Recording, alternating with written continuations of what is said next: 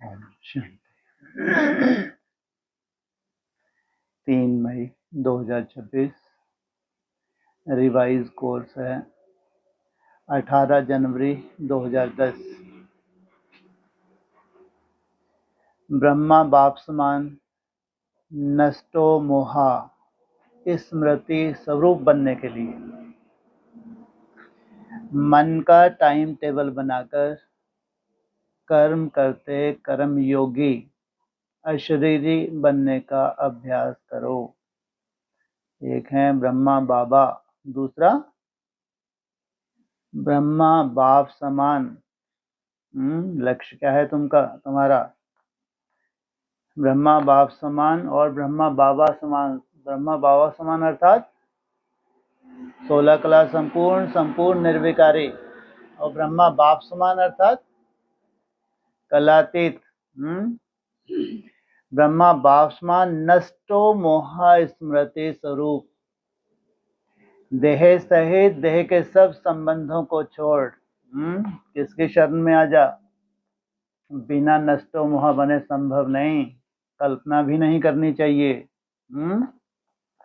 नष्टो मोहा स्मृति स्वरूप बनने के लिए एक है स्मृति का अभ्यास, दूसरा स्मृति स्वरूप, माना तुम्हारी नेचर में आ जाए।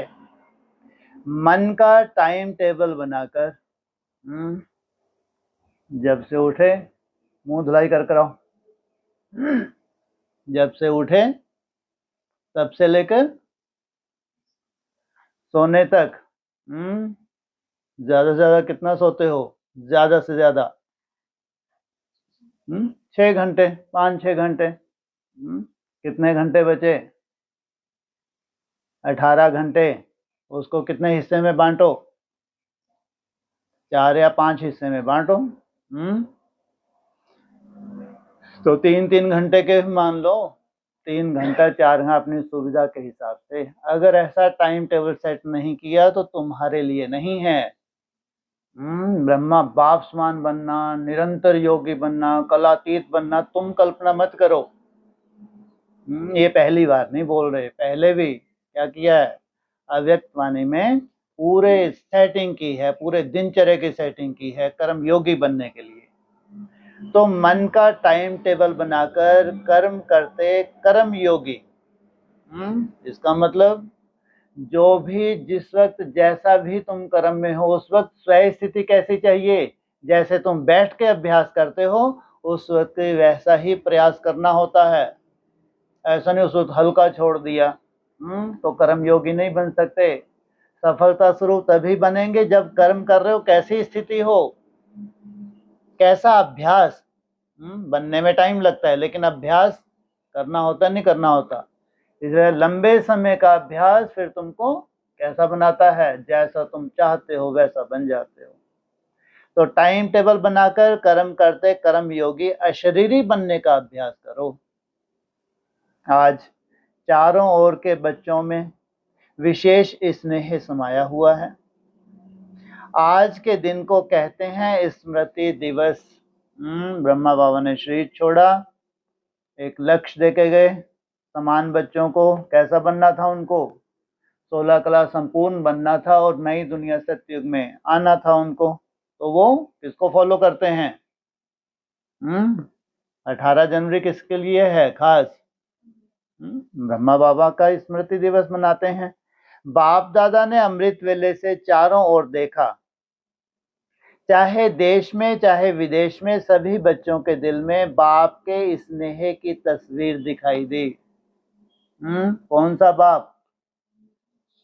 साकार बाप के स्नेह की तस्वीर। भक्ति मार्ग मुर्दाबाद। और तुमको क्या करते हैं? स्नेह से ऊपर कहाँ जाना है? अरे स्नेह में ही लटके रहना है क्या? कहाँ जाना है? मन मनाभव। उसके ऊपर क्या है? तीसरा नेत्र अति सूक्ष्म। यहाँ स्नेह का कोई रोल नहीं। यहाँ क्या है? ये बाप समान है। स्मृति स्वरूप है, अलग से स्नेह बगाड़ने की जरूरत नहीं। उठो, उठ के खड़े हो। स्मृति स्वरूप माना स्वरूप निष्ठ हो गए, अलग से स्नेह दिखाने की जरूरत नहीं, आंसू बहाने की जरूरत नहीं।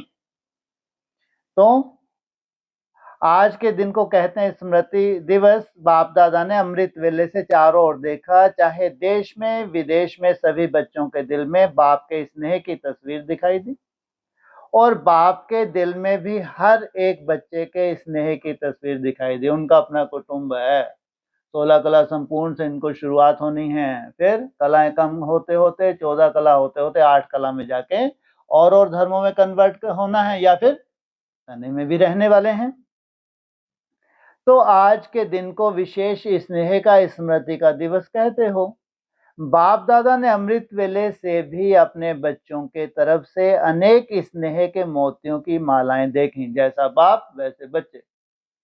बाप कैसा है? उधर भी स्नेह उधर भी स्नेह, ना वो बीज बने ना वो बीज बने। तो हर एक बच्चे के दिल में ऑटोमेटिक यह गीत बज रहा है, मेरा बाबा ब्रह्मा बाबा मीठा बाबा। ब्रह्मा बाप नहीं बोला, क्या बोला?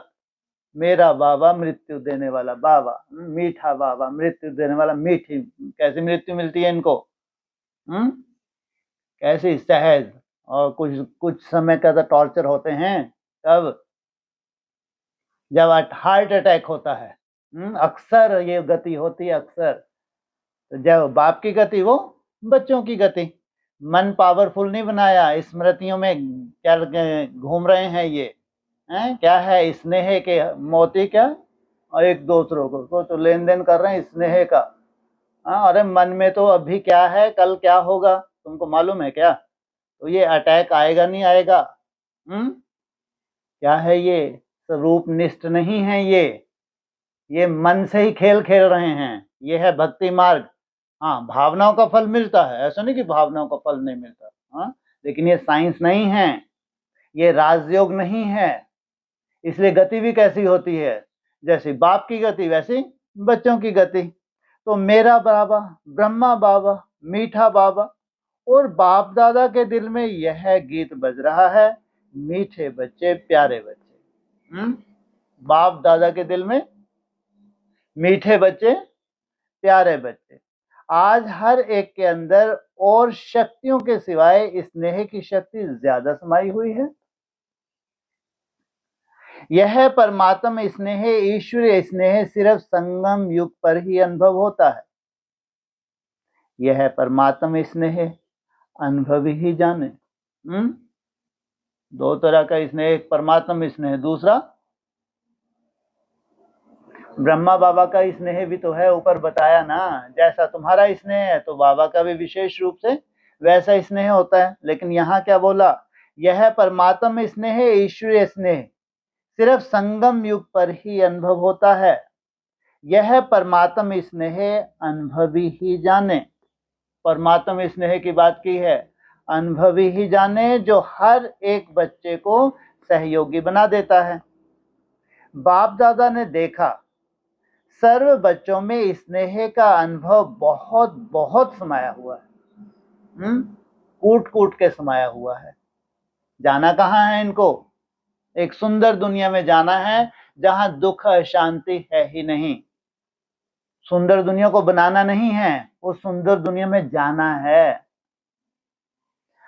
आप सबके जन्म का आधार स्नेह है। दूसरा आधार कौन सा होता है? आप सबके जन्म का आधार इसमें क्या है? स्नेह आधार है। दूसरा आधार कौन सा होता है जन्म का? ज्ञान। क्या? ज्ञान। हाँ, समझ। ऐसा कोई भी बच्चा नहीं दिखाई देता, और शक्तियां कम भी हों, लेकिन बाप का स्नेह या निमित्त बनी हुई विशेष आत्माओं का स्नेह का अनुभव मेजॉरिटी सभी के दिल में, चेहरे में दिखाई देता है। सोचो, एक लाइन में भी विनाश, स्थापना और दोनों ही समाये हुए हैं। विनाश कितना बड़ा है इस लाइन में, स्थापना का कोई रोल नहीं। ये एक ही लाइन है, सोचो, विनाशकारी लाइन है ये। क्या बोला? दोबारा सुनो। ऐसा कोई भी बच्चा दिखाई नहीं देता, और शक्तियां कम भी हो, चाहिए सर्व शक्तियां। क्या कहा? और शक्तियां कम भी हों, लेकिन जबकि चाहिए कैसे?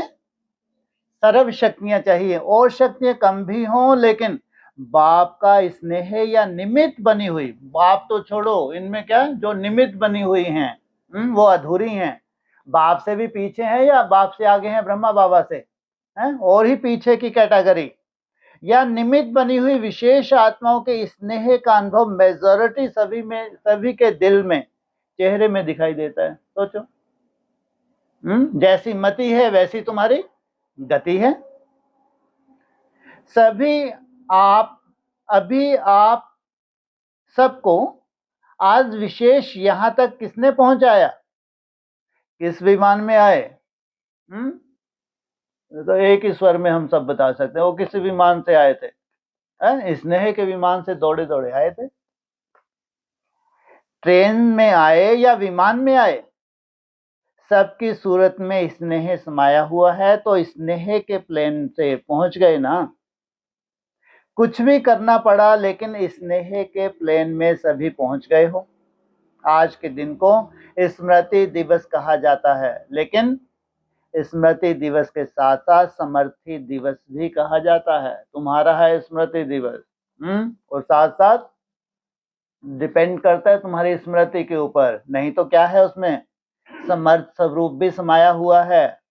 आज के दिन को ताजपोशी का दिन भी कहा जाता है, क्योंकि आज के दिन बाप दादा ने विशेष ब्रह्मा बाप के निमित्त बने हुए महावीर बच्चों को विश्व सेवा का ताज पहनाया।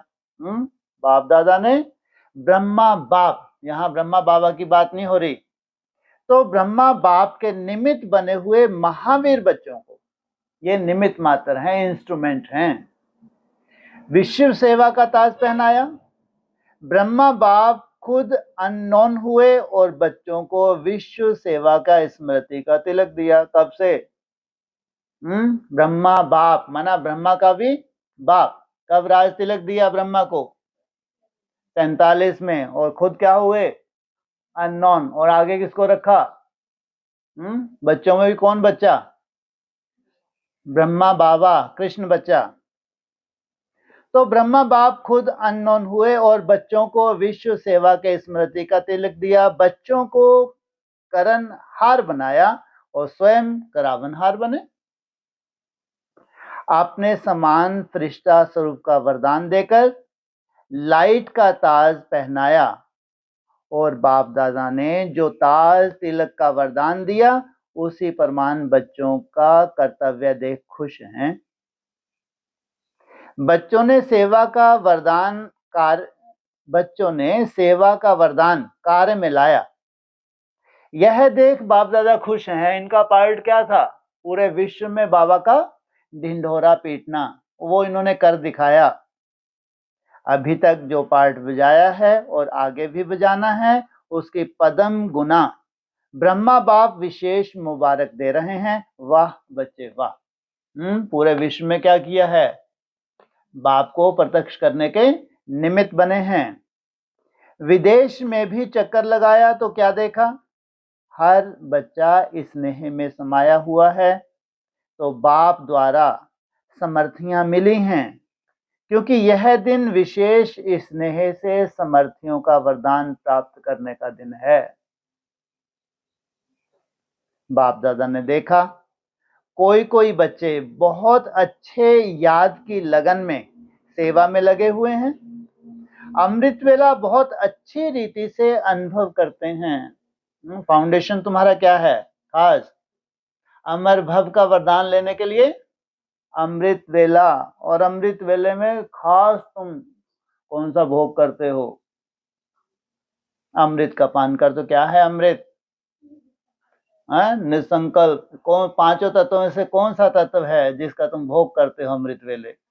आकाश तत्व। सोचो, जो आकाश तत्व को ही अपना भोजन बना ले, तो पृथ्वी तत्व कहाँ लग रहा है?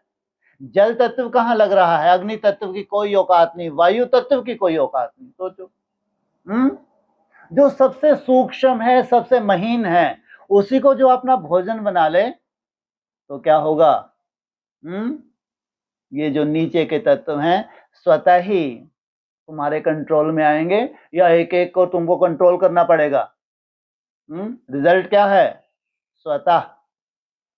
तो अमृत वेला बहुत अच्छी रीति से अनुभव करते हैं, अशरीरीपन का भी अनुभव करते हैं, लेकिन जब कर्म योगी बनने का समय आता है तो दोनों काम योगी का भी और कर्म का भी, दो काम इकट्ठा करने में फर्क पड़ जाता है, उनको फर्क पड़ जाता है। और तुमको क्या कहते हैं, हाँ, अगर तुम कर्म योगी नहीं बने तो भूल जाओ कभी राजयोगी बन पाओगे।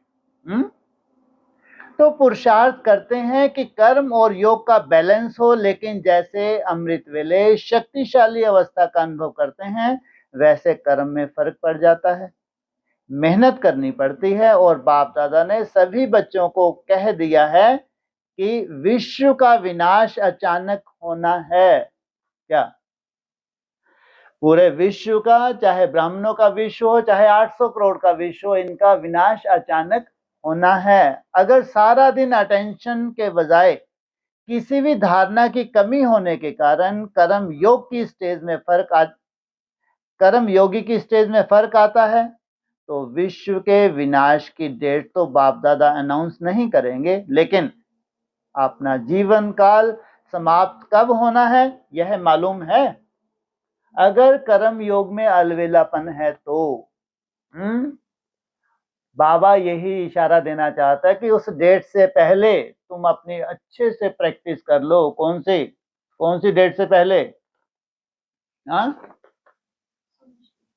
विनाश की डेट तो चलो दिखेगी नहीं, तो कहां से देखें विनाश की डेट? हैं जी?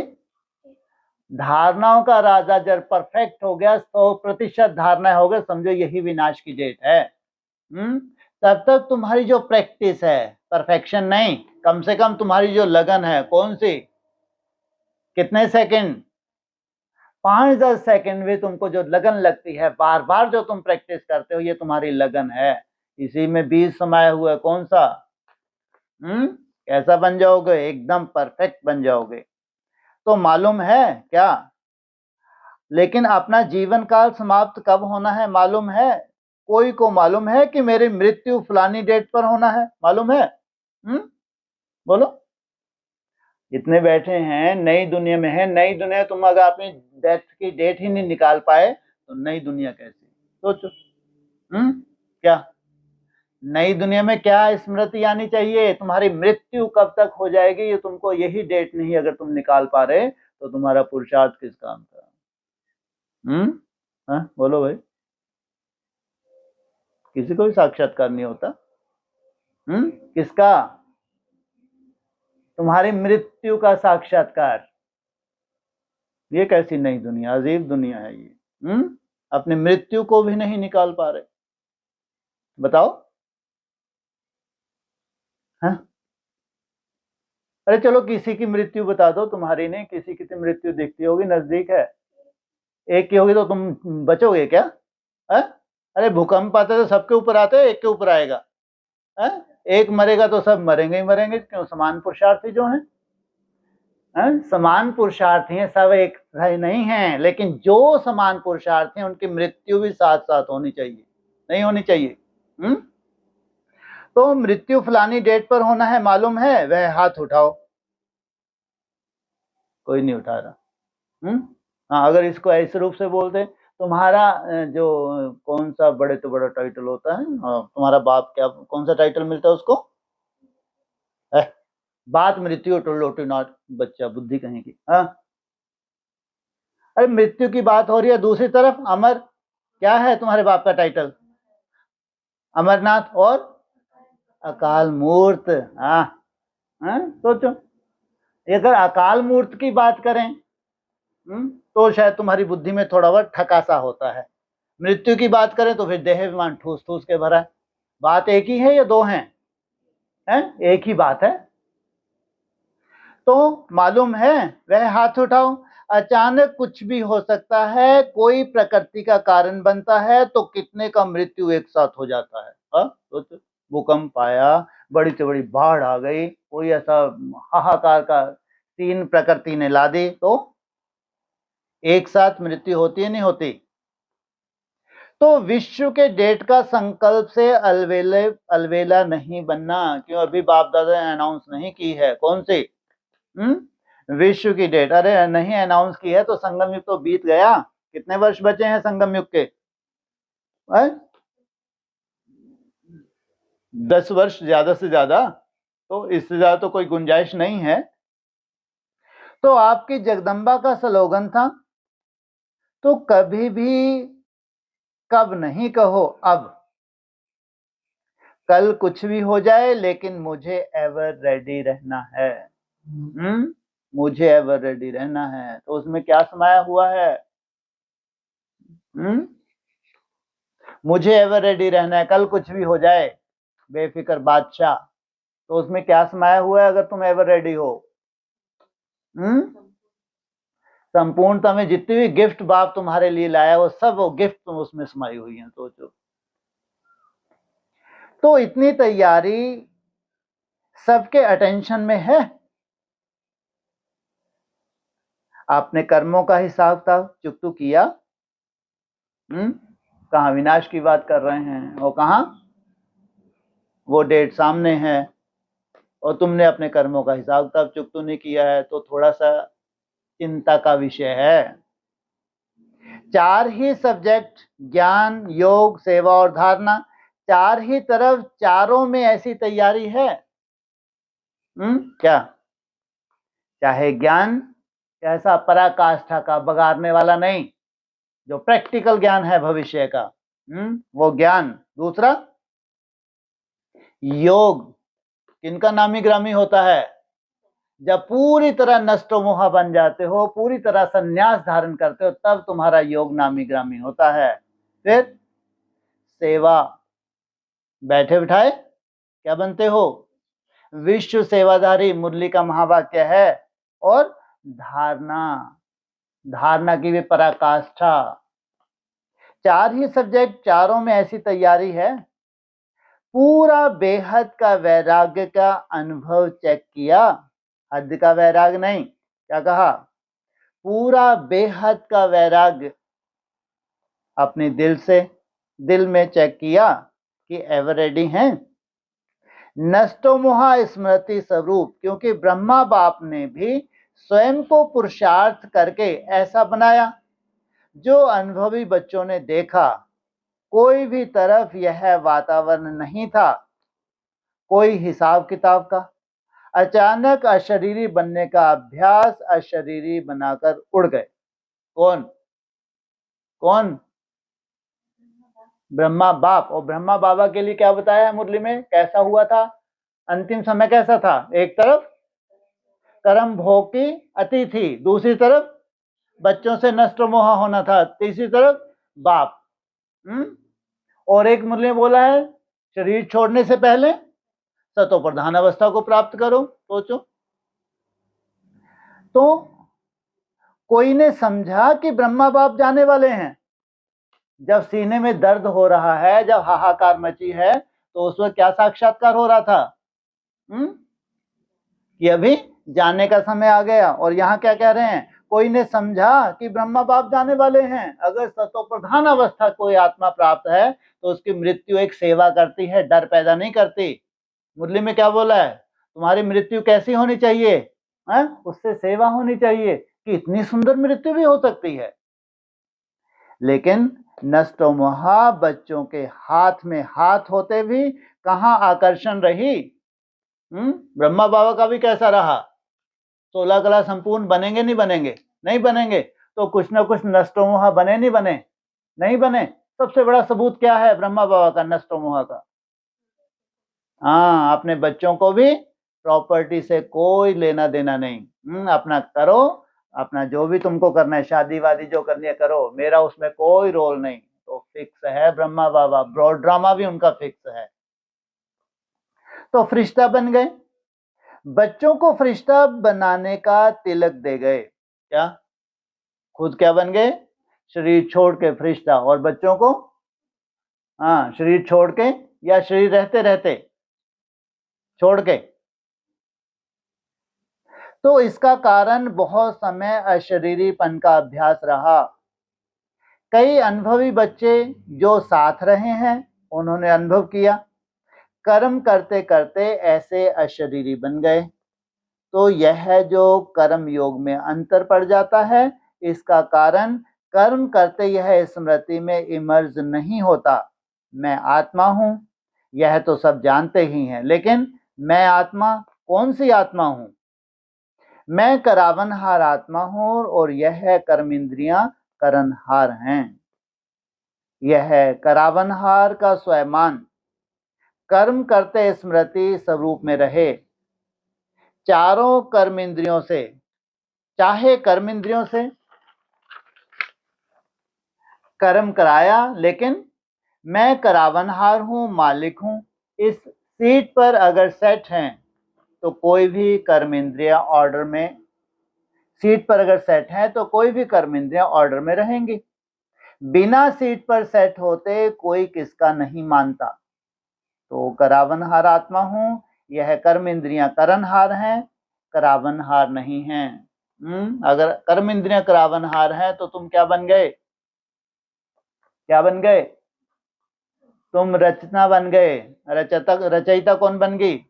कर्म इंद्रियां। और कहा तुम रचयिता बन के कर्म इंद्रियों से कर्म कराओ, उल्टा हो गया। जैसे ब्रह्मा बाप का अनुभव सुना कि ब्रह्मा बाप ने शुरू में यह अभ्यास किया, जो रोज दिन की समाप्ति के समय इन कर्म इंद्रियों की राज दरबार लगाते थे। पुराने बच्चों ने वह डायरी देखी होगी, तो रोज दरबार लगाते थे और करावनहार मालिक बन हर कर्म इंद्रियों का समाचार लेते थे, देते थे। कब? सोने से पहले। इतना अटेंशन शुरू में ही ब्रह्मा बाप ने भी दिया। क्या? इतना अटेंशन शुरू में ब्रह्मा बाप ने भी क्यों लगाया है? अरे कहानी किसकी सुना रहे हैं, एक की या दो की? वे वैसे ही उलझा हुआ मैटर है जैसे मुरलियों में उलझा हुआ है। मुरलियों में सारा मैटर क्या है? उलझा हुआ। और यहां भी तो भी लगाने की जरूरत है क्या? क्या कहा? इतना अटेंशन शुरू में ही ब्रह्मा बाप ने भी दिया, तो आपको भी करावनहार मालिक समझ कर्म इंद्रियों से कर्म करवाना है। क्योंकि आत्मा राजा है, यह कर्म इंद्रियां साथी हैं। तो यह चेक करना चाहिए कि आज के दिन विशेष मन बुद्धि संस्कार, स्वभाव कहो संस्कार कहो, इन्हों का क्या हाल रहा। कितनी सूक्ष्म चेकिंग है। किसका हालचाल पूछ रहे हैं? ये है रचयिता की बात। और रचना का मोटा रूप होता है, इतनी सूक्ष्म चेकिंग नहीं होती।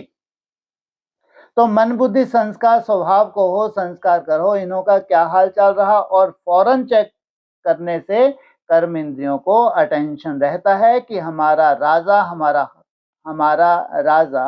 हमारा हाल चाल लेगा।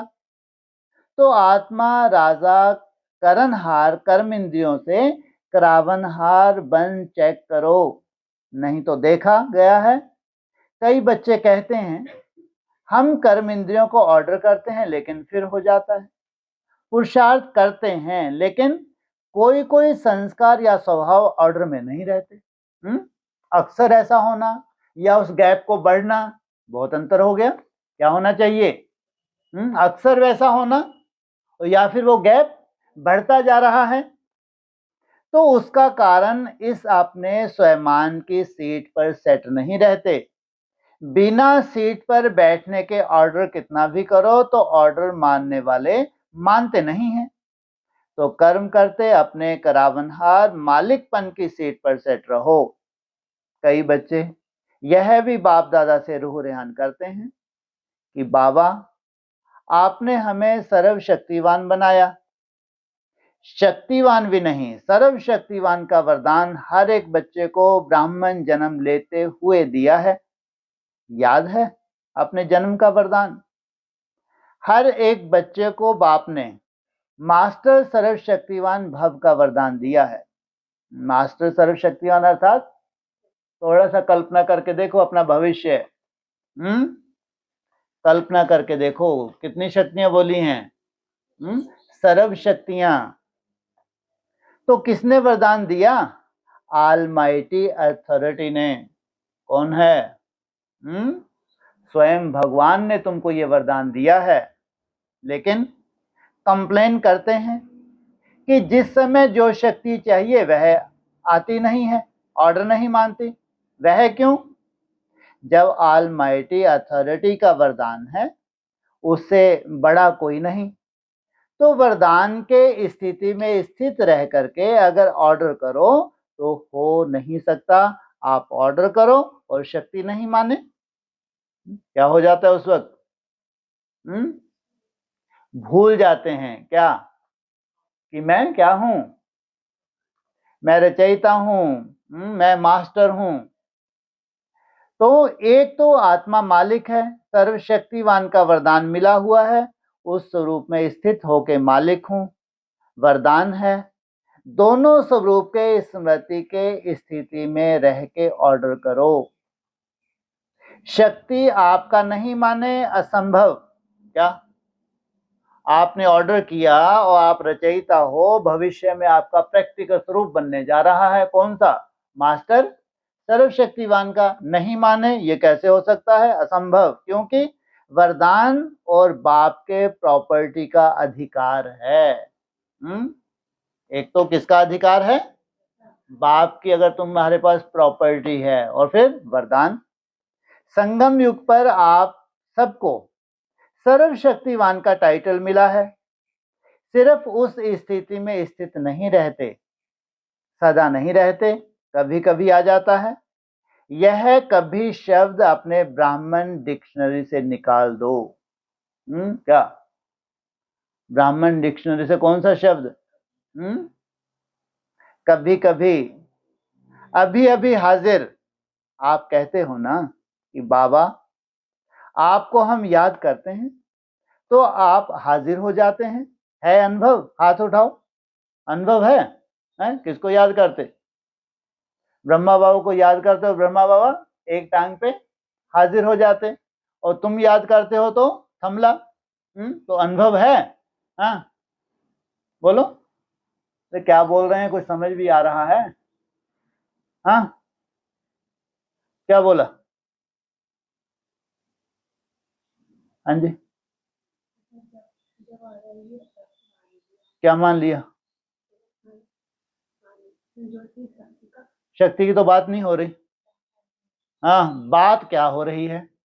तो उन्होंने याद किया, तुरंत ब्रह्मा बाबा आगे खड़े हो गए, और तुमने याद किया वो थमला। जैसे आलस में रहोगे तो सुनोगे, कान सुनेंगे, अंदर कुछ नहीं जाने वाला भेजे में।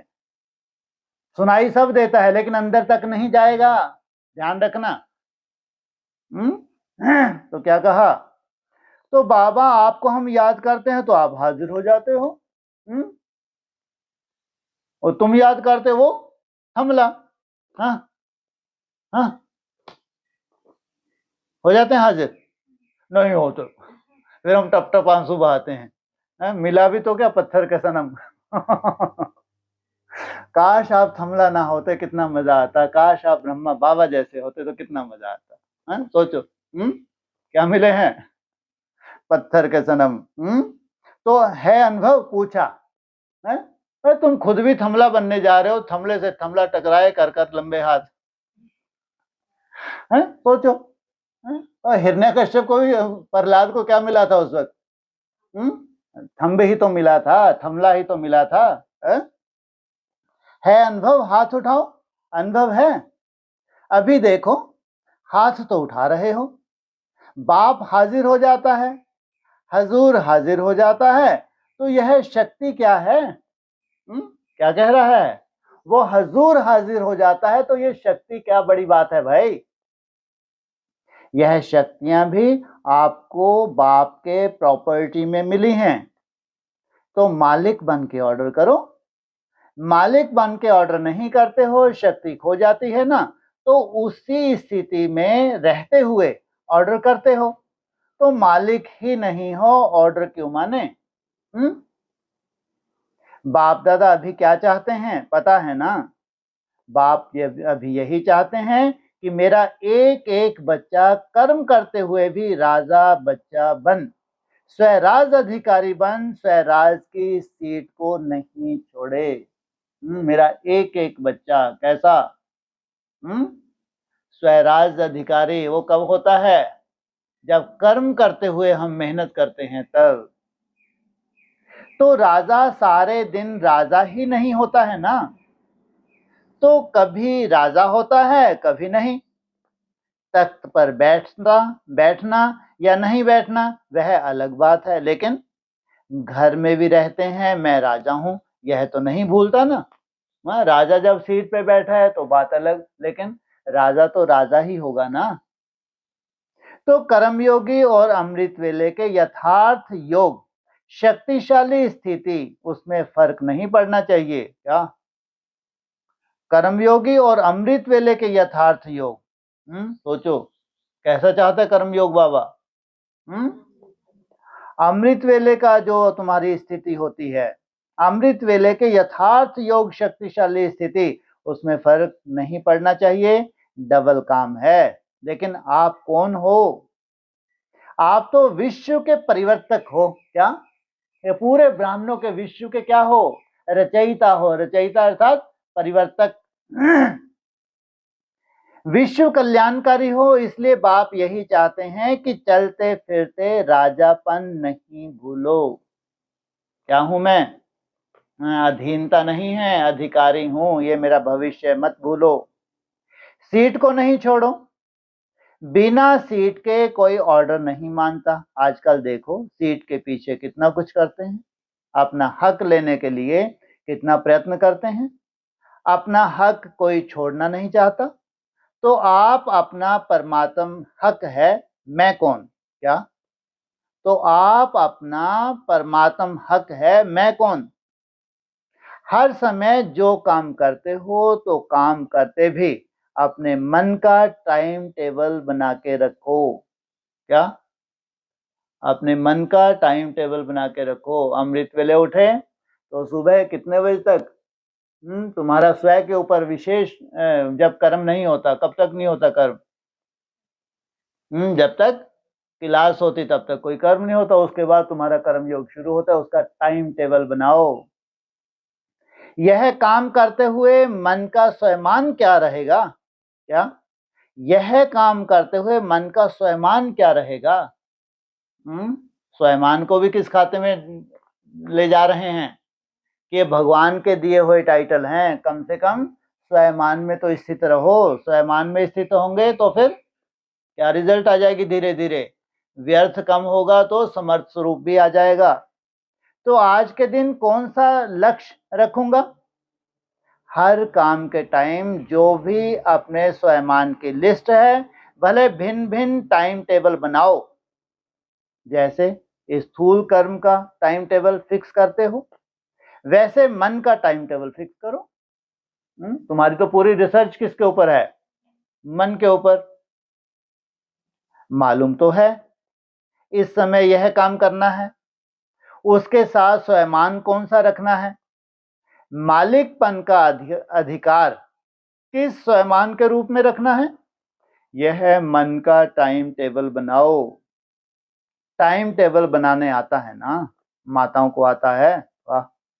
किनको खास बोल रहे हैं? माताओं। क्यों? क्योंकि कोई कोई बहुत अच्छी माताएं हैं जो घर गृहस्थ में रहते कर्म करते बहुत अच्छा चार्ट मेंटेन कर रही हैं। बहुत अच्छा, अच्छा नहीं बहुत अच्छा। तो उन माताओं से पूछा, माताएं अपना आप ही प्रोग्राम बनाओ, क्योंकि तुम्हारा अपना ही है। नाश्ता कब बनाना है, बच्चों के लिए जो भी तुम्हारी ड्यूटीज है शाम तक, तो खुद को ही मालूम होगा ना। तो एक सा हो सकता है क्या? खुद ही अपना प्रोग्राम बनाओ। अच्छा खाना बनाना है, उस समय कौन सा स्वयमान अपनी बुद्धि में इमर्ज रखना है? माता बोले मैं तो बनाने से दूर चली गई। हाँ, कच्चा बच्चा खाने लगी। और फिर भी थोड़ा बहुत कुछ तो बनाओगे। तो जब बनाओगे तो क्या करो? बुद्धि में इमर्ज रखना है। बहुत माला है स्वयमान की, साधारण नहीं हो। अगर नई दुनिया से जुड़ी हो, वो रूपरेखा अपनी बना रही हो, तो तुम साधारण नहीं हो। पहले तो ये अपने को टाइटल दो। इतनी बड़ी माला है जो स्वयमान गिनती करते जाओ और माला में समा जाओ। किसकी बहुत बड़ी माला है? स्वयमान की। तो अभी बहुत काल का अभ्यास चाहिए। क्या? अभी अंत में जो तुम अवस्था की कल्पना करते हो, उस कल्पना के लिए आज बहुत काल का अभ्यास चाहिए। कोई कोई बच्चे कहते हैं अभी तक तो विनाश का कुछ दिखाई नहीं देता है, अभी तो डेट फिक्स नहीं है, कर लेंगे, हो जाएगा, यह अलविलापन है। 2010 की वाणी है। उस वक्त तो संगम युग भी लंबा चौड़ा पड़ा था, अभी तो विनाश पूरी दुनिया को दिख रहा है। तो संदेश देने में भी विश्व कल्याणकारी हैं, तो कई बच्चे समझते हैं अभी समय पड़ा है, आगे चल के संदेश देंगे, लेकिन नहीं, जिनको पीछे संदेश देंगे वह भी आपको उलाहना देंगे। क्या उलाहना देंगे? आपने पहले क्यों नहीं बताया, तो हम भी कुछ कर लेते। अभी आपने लास्ट में बताया, तो हम तो सिर्फ पहचान कर आहो प्रभु तेरी लीला अपार है यही कह सकेंगे, पद तो नहीं पा सकेंगे। क्यों? बहुत समय का भी सहयोग चाहिए। 2010 में हैं, किस तरफ धकेल रहे हैं कि जल्दी जल्दी अपना काम निपटाओ, और तुमको किस तरफ धकेल रहे हैं? हाँ, जल्दी जल्दी कर्मयोगी का टाइटल लो, स्वयं स्थिति में स्थित हो जाओ, 8 घंटे की प्रैक्टिस नेचुरल कर लो। आप सभी वारिस बैठे हो ना, जो अपने को समझते हैं हम वारिस हैं वह हाथ उठाओ। वारिस हैं? अच्छा, वारिस हैं तो आपको फुल वर्षा पाना है या थोड़ा? सभी कहेंगे फुल वर्षा पाना है, तो फुल वर्षा है 21 जन्म पूरे, आदि से अंत तक रॉयल प्रजा नहीं, रॉयल फैमिली में आना। रॉयल प्रजा भी होती है तो रॉयल फैमिली भी होती है। राज फैमिली में आना, तख्त पर तो एक ही बैठेंगे ना, युगल बैठेंगे, लेकिन वहां की सभा जब भी लगती है तो रॉयल फैमिली के विशेष आत्माएं वह ताजधारी बन के बैठते हैं। कब? जब विशेष सभा लगती है, बिना ताज नहीं बैठते। और हर कार्य में सलाह राय देने वाले, ऐसे नहीं कि सिर्फ वह राजा करेगा, साथ में राय से ही करते हैं।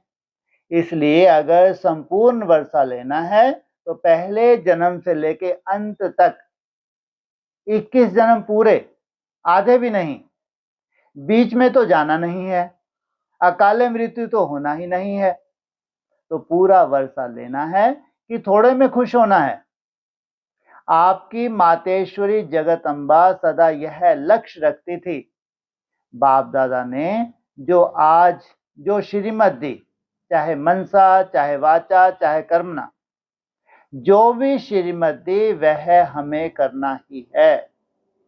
ऐसे पूरा वर्षा लेने वाले यही लक्ष्य बुद्धि में रखो कि अचानक, एवर रेडी, और बहुत समय, क्या पहले अचानक माना जो भी आने वाली परिस्थिति वो आपको नहीं मालूम वो क्या होगी, अचानक, फिर एवर रेडी। एवर रेडी होंगे तो अचानक जो परिस्थिति आई है तुमको कोई लेना नहीं, परिस्थिति आई और गई, और तुम्हारी स्वयं स्थिति बनी ही हुई है, और बहुत समय का। अभ्यास भी कैसा चाहिए? बहुत समय का। तीनों ही शब्द साथ में याद रखो। इसलिए बाप दादा का सभी आशाओं के दीपक बच्चों के प्रति यही वरदान है कि सदा यह तीनों ही शब्द याद रखकर सभी आत्माओं के दीपक बनने का प्रत्यक्ष सबूत दिखाओ। तुम हो बाप की आशाओं के दीपक। तो वरदान क्या दे रहे हैं? यह तीनों ही शब्द। कौन कौन से? पहला अचानक, दूसरा एवर रेडी, और तीसरा बहुत काल। तो तीनों ही शब्द याद रखकर सभी आत्माओं के दीपक बनने का प्रत्यक्ष स्वरूप दिखाओ।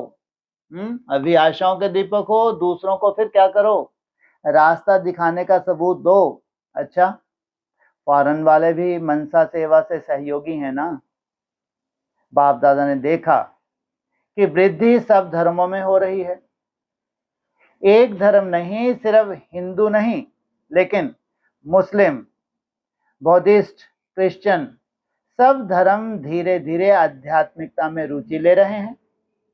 पहले देखो, ब्रह्मा कुमारियां का नाम सुन के डरते थे, विनाश विनाश क्या करती हैं, कहती हैं, क्या कहती हैं, और अभी क्या कहते हैं, अभी क्या कहते हैं, अभी कहते हैं बताओ विनाश कब होगा, कैसे होगा और क्या करें। इसलिए होना तो है ही, यह तो गारंटी है किस बात की, विनाश का जो तुमने पूरे विश्व में अनाउंस कर दिया वह तो होना ही है, यह तो गारंटी है। आप सबको गारंटी है ना, चाहे विदेश वाले चाहे भारत वाले गारंटी है ना। बाप दादा ने सिर्फ जो इशारा दिया है कि पुरुषार्थ को तीव्र करो, किसकी चिंता मत करो, विनाश की चिंता मत करो, क्या करो, सिर्फ पुरुषार्थ को तीव्र करो। पुरुषार्थ नहीं, पुरुषार्थ का समय गया, अभी तीव्र पुरुषार्थ का समय है। तीव्र पुरुषार्थ और पुरुषार्थ में क्या अंतर है, यथाशक्ति, तुम्हारा अमृत वेला भी है, रोज उठते हो, यथाशक्ति, और तुम्हारी अपनी तरह की दिनचर्या है, तुम उस दिनचर्या में इन्वॉल्व हो, संस्कार में भी आ गया, यथाशक्ति नुमा शाम तुम्हारे पास अपनी तरह का जो समय है घर गृहस्थ में रहते हुए वो तुम करते हो, इसको कहते हैं यथाशक्ति। फिर दूसरा क्या बोला, अभी तीव्र पुरुषार्थ का समय है, यथाशक्ति नहीं, अब तीव्र पुरुषार्थ जो तुम्हारे लिए असंभव है और तुम कभी कभी संभव करते हो, अब वो संभव हमेशा करो, और कभी कभी पर नहीं ठहरो। अभी क्या कुछ बड़ा ही ड्रामा बनने जा रहा है ऐसा लगता है, अभी क्या है, छोटा ड्रामा है या बड़ा है, कैसा है, बड़ा, कि बड़ा ड्रामा क्या होता है, छोटा ड्रामा क्या होता है, विराट स्वरूप, विराट स्वरूप क्या है, 16,000 की सुरक्षा, बाकियों के विनाश, सीधा विनाश है, हिसाब किताब कह लो विनाश, बस विनाश विनाश दिखता है। तो अभी अभी पर नहीं ठहरो, कभी कभी पर नहीं ठहरो, अभी करना है, अभी बनना है तो होना ही है, तुम्हारे में बीज डला है तो तुमको निमित्त बनना ही है। अच्छा, चारों ओर के तीव्र पुरुषार्थी, सदा उमंग उत्साह से कदम आगे बढ़ाने वाले बच्चों को, तीव्र पुरुषार्थी और मजबूरी ना हो कि फंस गए, हो भी नहीं रहा, जबरदस्ती लगे हैं, कैसे करें, कितनी मुश्किलात हो पुरुषार्थ में, लेकिन क्या होना चाहिए, उमंग उत्साह।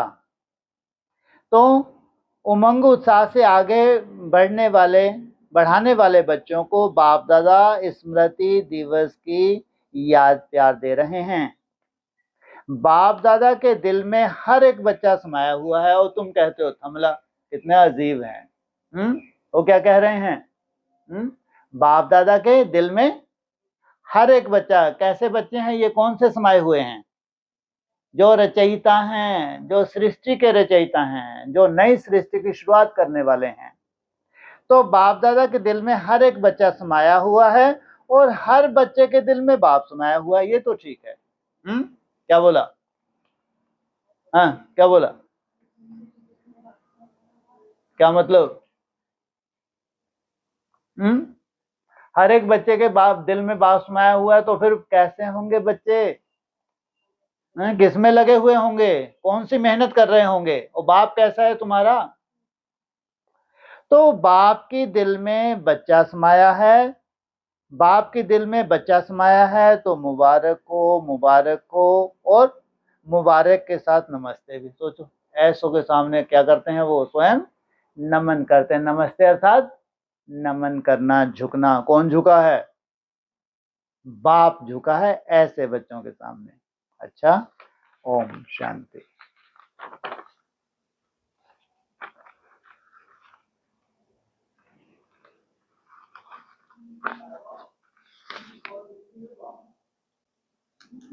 निकलो ना, निकलो आप, जा, ठीक, हाँ जी,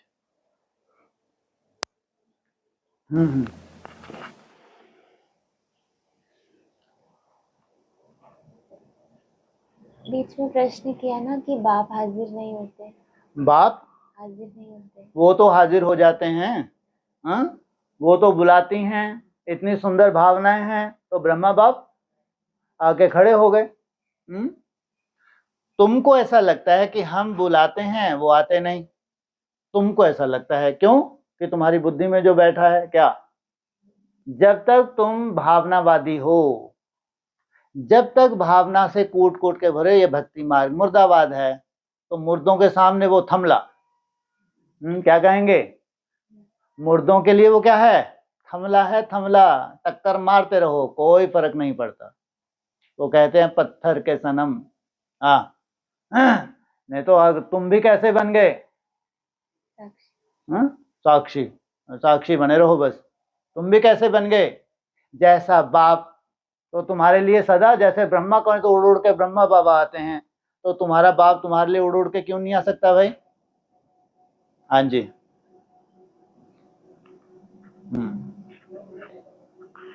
और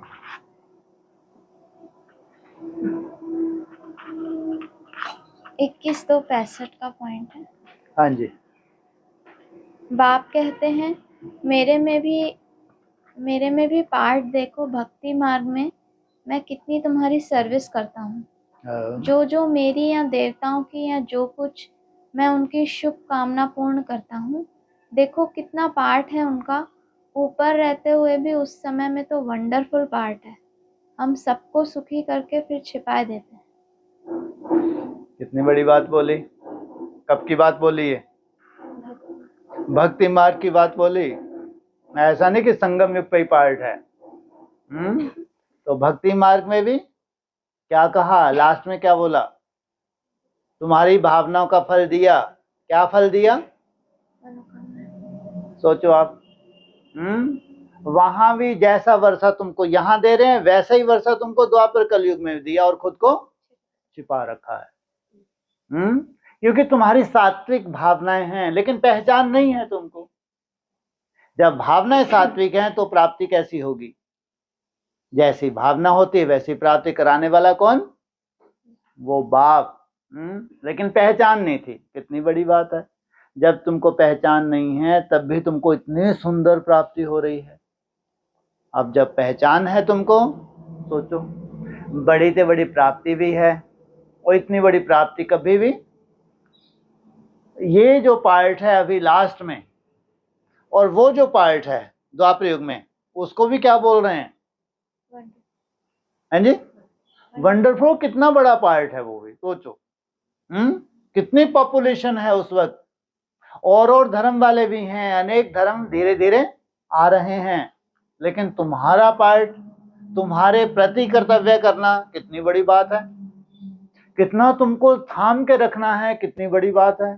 तुम्हारे द्वारा भारत को थाम के रखना कितनी बड़ी बात है। और फिर अभी संगम युग पे उनका आना कितनी बड़ी बात है भाई। अभी किस लिए है? जब वहां किस आधार से तुमको वर्षा दिया? तुम्हारे भावनाओं के आधार से। लेकिन अभी क्या पार्ट है? अभी संस्कार धारण करने की बात है, बाप समान बनने की बात है। इसलिए कहते हैं मैं एक ही बार आया हूं। अभी जो तुम बाप समान बनने के संस्कार धारण करते हो, ये तुम्हारे जन्म जन्मांतर चल रहे हैं, तुम्हारे बैकबोन के रूप में, जबकि तुम मेरे को जानते भी नहीं हो, लेकिन मैं अपना पूरा कर्तव्य करता हूं। इसलिए जब तुमको अपने 84 का चिट्ठा दिखेगा, तो उस चिट्ठे में सबसे वंडरफुल बात क्या होगी?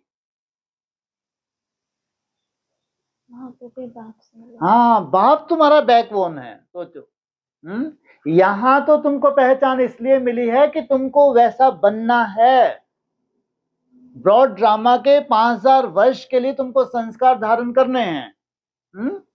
लेकिन वहां सबसे वंडरफुल पार्ट बाप बजा रहा है, तुम्हारा बैकबोन बनके। कि तुम स्थिरियम बने रहोगे तो भारत स्थिरियम बना रहेगा। जितना तुम्हारा डाउनफॉल होगा तो भारत का डाउनफॉल हो जाएगा। इसलिए बोला 40 करोड़ ने पुकारा, क्या? पतित पावन आओ, कान पे जू नहीं रहेंगी। सोचो कितने अत्याचार हो रहे थे अंग्रेजों के। कम अत्याचार थे क्या? 40 करोड़ पुकार रहे हैं, लेकिन कान पे जू नहीं रेंग रही। इनके अपने हिसाब किताब हैं। पहले ये मुसलमानों से पिटे हैं, अब ये क्रिश्चियन से पिटेंगे, और पिटे भी साधारण नहीं है, बहुत बुरी तरह से पिटे हैं। लेकिन वो साक्षी है क्योंकि इनके अपने ही कर्मों के हिसाब किताब हैं भारतवासियों के। और वो क्या देख रहे हैं? क्यों? हाँ, वो जो मेरे बच्चे हैं जिनको मैं अपना मानता हूं, जिन्होंने पूरा वर्षा लिया था, वो तो अभी पुकार ही नहीं रहे। तो सोचो कितने पावरफुल होंगे उस वक्त भी। जब अंग्रेज इतना अत्याचार कर रहे थे, तब भी जो होंगे फ्रीडम फाइटर उनको सहयोग दे रहे होंगे। किसी भी रूप से सहयोग दे रहे होंगे। राजाओं ने क्या सहयोग नहीं दिया क्या? उस वक्त भी सहयोग किया है। लेकिन जैसे ये 40 करोड़ जैसे टॉर्चर हो रहे हैं, वैसे वो टॉर्चर नहीं हो रहे, इसलिए कान पे जू नहीं रेंग पा रही। तुम्हारे हिसाब किताब चुकतू हो रहे हैं। इनसे पिटते रहो और अपने हिसाब किताब चुकतू करते रहो। तब जाके क्या हुआ, इधर भारत आजाद होने जा रहा है और उधर तुमको किससे पंजे से छुड़ाना है? हैं जी? हाँ, क्रिश्चियन के पंजे से छुड़ाना है। तुम्हारी आजादी के साथ साथ भारत की आजादी। सोचो, इसको कहते हैं हीरो पार्ट। इसमें सार क्या निकला कि तुम कभी अकेले थे ही नहीं। क्या? भले उसको नहीं जानते थे, लेकिन तुम कभी भी ब्रॉड ड्रामा में अकेले नहीं थे, क्योंकि यहां तुमने जो संबंध जोड़ा है वो जानता है, किसी से सर्टिफिकेट लेने की जरूरत नहीं। तुमने यहां जो उससे संबंध जोड़ा है, एक व्रता जो तुम बने हो, तो पूरा ब्रॉड ड्रामा का तुम्हारे से संबंध जुड़ गया। किस आधार से? एक व्रता के आधार से जुटा है। एक व्रता, दो नहीं। वो अपना कर्तव्य निभा रहा है 5000 वर्ष। इसलिए क्या कहा, वहां से मेरा पाठ शुरू हो गया तुम्हारे प्रति खास, जैसे कि कर्तव्य करना है। हाँ जी। सबसे पहले बाबा का, पीछे है ब्रह्मा विष्णु, ब्रह्मा से विष्णु, विष्णु से ब्रह्मा बनते हैं। भाई शंकर का पार्ट बस बिल्कुल थोड़ा एकदम, इसलिए शिव शंकर लिख दिया। पहले बाबा, क्या बोला? पहले बाबा, फिर अगली लाइन पीछे है ब्रह्मा विष्णु, पीछे है ब्रह्मा विष्णु, ब्रह्मा से विष्णु, विष्णु से ब्रह्मा, फिर शंकर का पार्ट बस बिल्कुल थोड़ा एकदम, शंकर का पार्ट बिल्कुल थोड़ा है। हाँ, इसलिए शिव शंकर लिख दिया। क्योंकि इन दोनों का बस, बाबा तो जन्म ही नहीं लेता है, उनका शरीर नहीं, उनको सूक्ष्म वतन में एक बारी बस उनका शरीर ही नहीं। तुम्हारा जैसा शरीर है, तुम्हारा कैसा शरीर है, ऐसा उनका शरीर नहीं। बाबा और बाप में क्या अंतर है? साकार और निराकार का मेल बाबा। वो अव्यक्त ज्योतिर्लिंगम बाबा तब कहेंगे। बिंदी को क्या कहेंगे? बाप। पहले है बाबा, फिर है उसका मिशन। पहले है बाबा, फिर उसका मिशन। और उसके मिशन की शुरुआत किससे होती है? ब्रह्मा और विष्णु। शंकर का तो थोड़ा सा पार्ट है, तो मुख्य पार्टधारी जिन्होंने स्थापना की, फिर वो पालना भी करते हैं। तो सबसे पहले नारायण का पार्ट की शुरुआत कहां से हुई है? 76। तो उसको चाहे महादेव कहो चाहे नारायण कहो, शंकर नहीं। यहाँ थोड़ा सा पार्ट, कौन सी आत्मा का थोड़ा सा पार्ट की बात की? शंकर, जो तीसरे नेत्र का पार्ट है, जिसने क्या बनवाए हैं? एटम बम बनवाए हैं, वो फुड़वाने के भी निमित्त बनता है। इसलिए चाहे ब्रह्मा हो चाहे विष्णु को कितनी कितनी भुजाएं दिखाते हैं, तो एक में कितने कितने समाये हुए हैं? 4 नहीं, कितने कितने समाये हुए हैं? इनसे मिलो। भुजाएं 4 दिखाएं, 5 बिंदास मुरली सुनना निकला। 2 कितने समाये हुए हैं? 2 और 2 कितने हो गए? गिनती नहीं आती। 4। हाँ, ये है पूरा खेल। बस यही है प्रैक्टिकल। बाकी शंकर का पार्ट, जिसने बम्बों का निर्माण करवाया है, प्रेरणा दी, उसी की प्रेरणा से क्या होगा? विनाश भी होगा। वो क्या देख रहा है? ये जो चार हैं, ये जो विशेष हैं, ये अपना अपना जलवा दिखाएं। भले ही गुप्त पार्ट हो, प्रैक्टिकल पार्ट ना हो, लेकिन अपनी तरह का उनका जलवा है, अपनी तरह की तपस्या है, और तपस्या की पराकाष्ठा है। भले ये मोटी बुद्धि लंगड़े हैं, ना भी देख पाए हो कि 84 डेज बाप के कैसे रहे होंगे, कल्पना करके देखो। 2022 जन्माष्टमी से लेके फिर 8 नवंबर 2022 लगभग 84 डेज कैसे रहे होंगे, ये कल्पना नहीं कर सकते जो वहां बैठे हुए हैं। तो जो किस काम के हैं वहां बैठे हुए, ये क्या सोच रहे हैं, किसी तांत्रिक का असर हो गया, वो तांत्रिक ने क्या कर दिया, सोचो, बाप का शरीर छुड़वा दिया है। इनसे बड़ा मंद बुद्धि कौन होगा। अगर थोड़ी सी भी प्योरिटी की पावर होती तो इनको टच हो जाता है कि ये कौन है, ये साधारण नहीं है। तो 84 डेज में बाप ने क्या किया, अपनी पूरी कौन सी शूटिंग कर ली, देव देव महादेव की शूटिंग की है। उससे बड़ा कोई देव नहीं है। वही 84 डेज का तुम्हारा भी टारगेट है। क्या है टारगेट 84 डेज का? क्या खाना बैठ के है, आकाश तत्व को खाते रहना बैठ के। हाँ, जब 84 डेज तुम भी आकाश तत्व को भोजन बना लोगे तो समझो बाप समान बन गए, और तुम हो प्रैक्टिकल। इसलिए मुल्ले क्या बोला, बाप, हाँ, बाप कैसा रहा, बाप का पार्ट गुप्त रहा, लेकिन तुम बच्चों को गुप्त नहीं रहना है, नहीं तो बाप कैसे प्रत्यक्ष होगा। अगर तुम बच्चे भी गुप्त रहे तो बाप को प्रत्यक्ष कौन करेगा भाई। तो ये कितने हैं, ये चार हैं। चाहे ब्रह्मा चाहे विष्णु, है ना, ब्रह्मा से विष्णु बनते, सभी ब्रह्मा विष्णु रूप धारण करते हैं, ऐसा नहीं कि नहीं करते, लेकिन एक दो में समाये हुए हैं, एक दो से संस्कार मिलाते हैं। इसलिए अव्यक्तवा ने बोला चौथे को तीसरे से हाथ मिलाना है, तीसरे को दूसरे से मिलाना है, ऐसे संस्कार मिलाने हैं। तो ये है विधि, संस्कार मिलन की रास।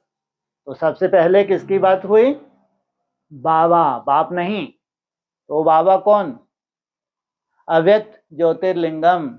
उसके बाद जो सूक्ष्म वतन वाले हैं, सूक्ष्म वतन में हैं ब्रह्मा और विष्णु, और उनको प्रैक्टिकल पहचान देने वाले भी तो कोई होंगे। नहीं होती उनकी पहचान, होगी नहीं होगी, होगी। तो वो क्या लेके खड़े हैं बेचारे, वलमाला लेके खड़े हैं। तो उसके बाद शंकर का तो जैसे कि प्रेरणा का पार्ट है, लास्ट में फाइनल बम फुड़वाने का पार्ट है, जैसे कोई विशेष पार्ट ही नहीं। हाँ जी, 21 तो 65 त्रिमूर्ति भी है यहाँ, ब्रह्मा विष्णु शंकर देव देव महादेव। हाँ, त्रिमूर्ति भी है यहाँ, ऐसा नहीं कि सूक्ष्म वतन में ही है। क्या बोला, त्रिमूर्ति भी यहाँ है। उसमें भी क्या बोला, ब्रह्मा विष्णु और देव देव ब्रह्मा विष्णु शंकर देव देव महादेव। एक मुरली का पॉइंट बहुत सुंदर भी है, उन्होंने क्या किया, शिव शंकर और महादेव को एक कर दिया। इसका मतलब कितने हैं, शिव अलग है, शंकर अलग है और महादेव अलग है। यहाँ चार का जिक्र आ रहा है, इसका मतलब महादेव माना राम बाप, उसके बाद फिर त्रिमूर्ति। अभी राम बाप अव्यक्त, तो अभी कितनी मूर्ति चाहिए प्रैक्टिकल में, त्रिमूर्ति चाहिए ही चाहिए। हाँ जी, ये तीनों में फिर ब्रह्मा का नाम ऊंचा क्यों गाते हैं, त्रिमूर्ति फिर ब्रह्मा कह देते हैं। ब्रह्मा तो यहाँ ही हुआ जिसके रथ में आते हैं, यहाँ वो तो फिर भी सूक्ष्म वतन में विष्णु, वो तो बड़ा सजा हुआ, अच्छी तरह से उनको देवता कहते हैं। शंकर को भी देवता कहते हैं। अच्छा, ब्रह्मा को भी देवता कहना चाहिए, क्योंकि वो प्रजापिता, वो तो मनुष्य चाहिए, वो तो देवता है, लक्ष्मी नारायण का दो रूप विष्णु। शंकर भी तो सूक्ष्म वतन में, रथ चाहिए ना, तो गाया हुआ है प्रजापिता ब्रह्मा द्वारा सृष्टि रचते। कितना लंबा चौड़ा पॉइंट। लेकिन सुंदर कितना है ना, सुनने से कितना मजा आता है, अर्थ भले ही ना निकले। अब ये लाइन को दोबारा रिपीट करो, एक एक लाइन। ब्रह्मा तो यहाँ ही हुआ, ब्रह्मा तो यहाँ ही हुआ, क्योंकि साधारण तन है, साधारण तन में बाप को प्रवेश करना है, तो ब्रह्मा यहाँ ही हुआ। इसका मतलब ये नहीं कि ऊपर ब्रह्मा नहीं है। संदेशी जब जाती थी तो क्या बताते थे कि हमने ऊपर भी देखा है, वो आपका संपूर्ण स्वरूप है, आप यहाँ हैं। लेकिन वहां हमने क्या देखा, आपका संपूर्ण स्वरूप देखा। लेकिन ये साधारण तन है, उस साधारण को संपूर्ण बनाने के लिए बाप प्रवेश करते हैं। हाँ जी, आगे। सूक्ष्म वतन में विष्णु, वो तो बड़ा सजा हुआ अच्छी तरह से, उनको देवता कहते हैं। तो जितने अच्छी तरह से देवता सजा हुआ है, तो नीचे भी कैसा होगा, है भेड़ा होगा या सजा हुआ होगा दूसरों के मुकाबले, है ना। हाँ, तो जो वहां सजा हुआ है तो उसकी कॉपी कहाँ होगा, जहां भी होगा। क्यों नहीं गाली खाता होगा बेचारा वो, जहां भी होगा। सजे हुए को कौन गाली दे, है? तुम भेड़े बनोगे तो गाली खाओगे, है ना। हाँ जी, बहुत सजा हुआ है। आगे। शंकर को भी देवता कहते हैं। हाँ जी। अच्छा, ब्रह्मा को देवता कहना चाहिए। अच्छा, ब्रह्मा को देवता कहें, शंकर को भी देवता कहते, क्यों, अशरीरी है। और उसका कितना बड़ा वो है, परमात्म प्रकोप। लास्ट में कौन सा प्रकोप होगा, परमात्म प्रकोप। परमात्म प्रकोप की राइट हैंड कौन बनेगी, प्रकृति। हाँ, उस वक्त जब परमात्म प्रकोप होगा उसमें एटॉमिक शक्ति का प्रयोग होगा, फिर वो प्रकृति पूरी तरह दूषित हो जाएगी, उस वक्त प्रकृति का तांडव होगा। तब कल्पना करके देखो, जो अमेरिका को बहुत नाज है कि हमारा कोई कुछ बिगाड़ नहीं सकता, कैसे उखाड़ के फेंक देगी प्रकृति इसको। हाँ जी। प्रजापिता, वो तो मनुष्य चाहिए। हाँ, लेकिन उससे पहले किसको बोला था, ब्रह्मा को। ब्रह्मा को भी क्या कहना चाहिए, देवता। अगर सूक्ष्म वतनवासी की स्टेज पकड़े तो कैसा होगा वो, देवता। और जब तक सूक्ष्म वतनवासी नहीं है तब तक नहीं, इसलिए बोला विष्णु को प्रजापिता नहीं कहेंगे, शंकर को प्रजापिता नहीं कहेंगे, और सूक्ष्म वतनवासी ब्रह्मा को भी प्रजापिता नहीं कहेंगे। प्रजापिता मुझे यहाँ चाहिए। तो वो जैसे कि उसको क्या कहना चाहिए, मर्यादा पुरुषोत्तम है, तो जैसे कि वो भी क्या है, देवता है। हाँ जी। वो तो देवता है, लक्ष्मी नारायण का दो रूप विष्णु हो गया। हाँ। शंकर भी तो सूक्ष्म वतन में। हाँ जी, लक्ष्मी नारायण के दो रूप कौन कौन से हो गए जो देवता हैं, एक लक्ष्मी नारायण, दूसरा राम सीता। हाँ जी, शंकर भी तो सूक्ष्म वतन में। शंकर भी तो सूक्ष्म वतन में है। अभी रथ। हाँ जी, अभी रथ चाहिए ना, तो गाया हुआ है प्रजापिता ब्रह्मा द्वारा सृष्टि रची। हाँ, अभी रथ चाहिए, तो उस समय उस रथ का आधार लिया हुआ था। जब उस रथ का आधार लिया हुआ था तब भी इशारे दे रहे थे। किस किस नाम रूप से सब वहां बैठे हुए हैं। जब ब्रह्मा के तन में मुरली चल रही है तब भी इशारे दे रहे हैं कि वहां बैठे हैं, पढ़ाई पढ़ रहे हैं। किस किस नाम रूप से इशारे दिए, राम भी बैठा है तो नारायण भी बैठा है, और जनक बैठा नहीं बोला जनक के लिए जनक के लिए क्या बोला, टू लेट का बोर्ड लगने के बाद है, इसलिए त्रेता के अंत में चले गए। इसका मतलब ये त्रिमूर्ति वहां थी ब्रह्मा बाबा के साथ, ऐसा नहीं कि नहीं थी। और त्रिमूर्ति पढ़ाई पढ़ रही थी उस वक्त, हाँ, लेकिन ब्रह्मा बाबा के कंट्रोल में नहीं थी। तो वहां भी वो त्रिमूर्ति रचयिता होगी, तब जाके यहाँ प्रैक्टिकल 800 करोड़ आत्मा तो छोड़ो, कम से कम ब्राह्मणों की दुनिया में तो उनकी पहचान मिलेगी नहीं मिलेगी, है जरूर मिलेगी। हाँ जी। 22-2-65। कृष्ण का कोई साधारण रूप है। अरे वाह, कृष्ण नंबर 1 एकदम, भारत का पहला स्वर्ग का शहजादा, उनको कोई साधारण क्या थोड़ी बात है, कहें। कितना सुंदर बोला इसमें आवाज नहीं होती, बहुत ही सुंदर बोला, दोबारा बोलो। मैं कहते हैं वो नल पे बैठा है, कौन, तोता नल पे बैठता है, क्या बात है, मियाँ मिठू हाँ जी, हाँ, नहीं सुंदर है, सुंदर तो सुंदर नहीं कहेंगे क्या, हाँ बोलो। और इसकी सुंदरता इतनी बढ़ा दी तो क्या बोला है मुरली में, अगर वो उस रूप से आ जाए, उस रूप से आ जाए तो तुम्हारी मृत्यु हुई है। सोचो, वो चिटक पड़ेंगी, कौन कौन चिटक पड़ेंगी, अमेरिका चिटक पड़ेगी, रशिया चिटक पड़ेगी, अफ्रीका चटक पड़ेगी। सोचो, ये चटक पड़ेंगी रहते, लेकिन बाकियों को दे देगा मृत्यु। सोचो अगर उसी रूप से आ जाए, तो ऐसा कैसा रूप है कि ये चटक पड़ी, प्योरिटी की पावर है, तुमको मृत्यु दे दी। सोचो कितना वंडरफुल है। हाँ, ये सुंदर बोलो, ये छोड़ो। हाँ जी। कृष्ण नंबर 1, हाँ जी, एकदम भारत का पहला स्वर्ग का शहजादा, उनको कोई साधारण थोड़ी कहेंगे। गुड, हाँ, उसको साधारण कहेंगे। नंबर 1 किसको फॉलो करता है, बाप को फॉलो करता है। तो कृष्ण पूजनीय कब बना, संगम युग पे, संगम युग कृष्ण जब बाप समान बना। बाप समान बना क्या है ये, अभोक्ता, बस अभोक्ता, मारो इसको बेचारे को अरे पहले अभोक्ता मत बोला, अपने को भी डर लगता है। पहले क्या बोलो करो, असोचता, अपनी तरह का सोचता, बाप समान असोचता नहीं तो भी जलवा। तुम लोग जबरदस्ती मरे जा रहे हो, आगे चल के हमको भी ऐसा बनना पड़ेगा, पता नहीं बनेंगे नहीं बनेंगे। तुम थोड़ा देखना तुम्हारा जलवा कितना होने वाला है, जबकि तुम अपनी मनसा से उतने संतुष्ट नहीं होंगे। मनसा से माना कोई व्याधि नहीं है लेकिन व्यर्थ है, व्याधि कोई भी नहीं है लेकिन व्यर्थ है। व्यर्थ है ऐसा नहीं कि जैसे पहले तूफान थे वैसे नहीं है, बहुत सुंदर कंट्रोलिंग है, लेकिन क्या होने लगे, तुम डिटैच। तुम्हारे चार्ट में ही सब कुछ समाया हुआ है। तुमको खुद भी क्या लग रहा है, ये तो जैसे कि क्या हो रहा है, जादू हो रहा है, भूख लग ही नहीं रही, प्यास लग ही नहीं रही, जबकि अभी वैसा चार्ट नहीं जैसे तुमको भविष्य दिखाया गया है। सोचो तब कितना सुंदर तुम्हारा चार्ट होगा जो ऊपर वाला स्वीकार कर रहा है, और तुम रियली में डिटैच हो गए। बिना शरीर के डिटैच हुए संभव नहीं। हठ कर सकते हो तुम, हठ योग कर सकते हो, कि दिखाने के लिए हम भी कम नहीं हैं, तो ये हठ योग किया, लेकिन वो परमानेंट नहीं है। या तो फिर कोई सोल प्रवेश हो जाए, वो भी कुछ दिन के लिए तुमको क्या करवा सकती है। तो जब वो निकलेगी तो उसके बाद क्या बोला था कल मुरली में, 10-15 दिन उसके बाद फिर क्या बोला था, कोई खतरनाक सा पॉइंट बोला था, फटने फुटने का तो नहीं बोला था।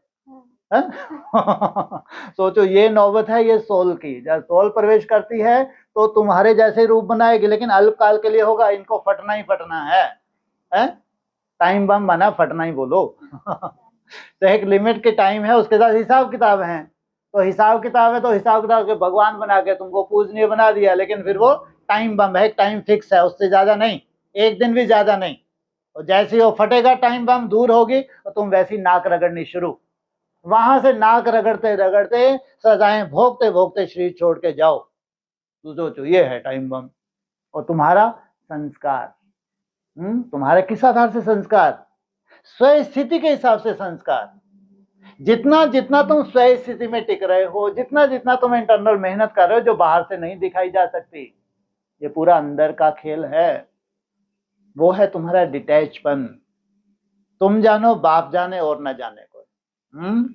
इसलिए बाप समान बनने वाली आत्माएं हैं, बाप समान बनेंगी तभी रचयिता बनेंगी।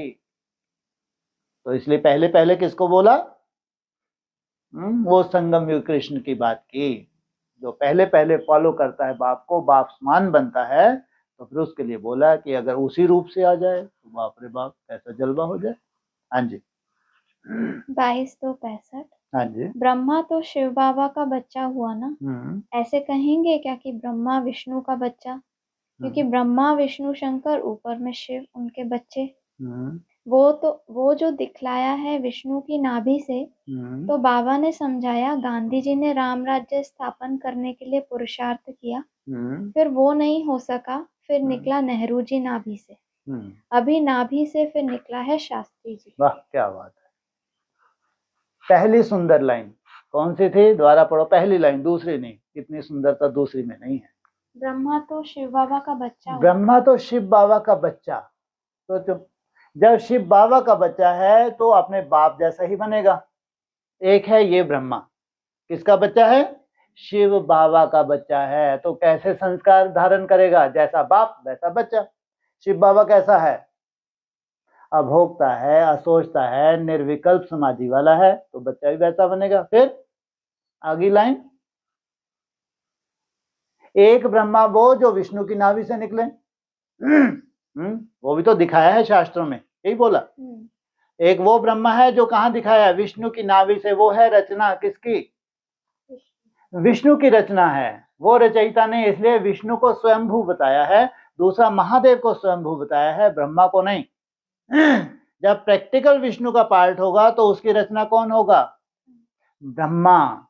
तो विष्णु की नाभि से निकला ब्रह्मा। ऐसे तो जो त्रिमूर्ति है, शिव के बाद तीनों मूर्तियां हैं, जो सूक्ष्म वतन में है वो तीनों मूर्तियां शिव के बाद, लेकिन प्रैक्टिकल में जो तीनों मूर्तियां हैं वो किसके बाद हैं, शिव बाबा का प्रैक्टिकल रूप कौन सा है, देवदेव महादेव, वो राम बाप, उसके बाद वो तीनों मूर्तियां हैं ही हैं, लेकिन वो भी नंबरवार हैं। तो विष्णु की नाभि से ब्रह्मा निकला, तो उसमें क्या बोला है, गांधी की नाभि से नेहरू। नेहरू। लेकिन यहाँ किसको निकाला? नेहरू, दूसरा ब्रह्मा और तीसरा शास्त्री। कितने हुए ये? ब्रह्मा सबसे पहले, सॉरी ये किसका है जो हाथ में उठाता है? क्या? गीता। वो बोलता क्या है? पतित पावन सीताराम। तो गांधी जी की नाभि से कौन निकला? नेहरू। स्नेह की रूह कहाँ निकला? माना किसको हाथ में गीता उठाई लेकिन बोला क्या? पतित पावन सीताराम। अरे बैठे रहो तुम। फिर कौन निकलाया? सब शास्त्रों का सार इसके हाथ में है, शास्त्री जी के हाथ में क्या है? तो जरूर आदि में भी ये शूटिंग हुई है। आदि सो अंत। अंत में अब प्रैक्टिकल रूप हो जाएगा। शास्त्री का स्वरूप वो प्रैक्टिकल होगा, नेहरू का रूप वो प्रैक्टिकल होगा, ब्रह्मा का रूप तो अव्यक्त हो गया। जो आदि में ब्रह्मा का पार्ट था वो तो अव्यक्त हो गया ना, लेकिन अब ये जो रूप है ये होंगे प्रैक्टिकल।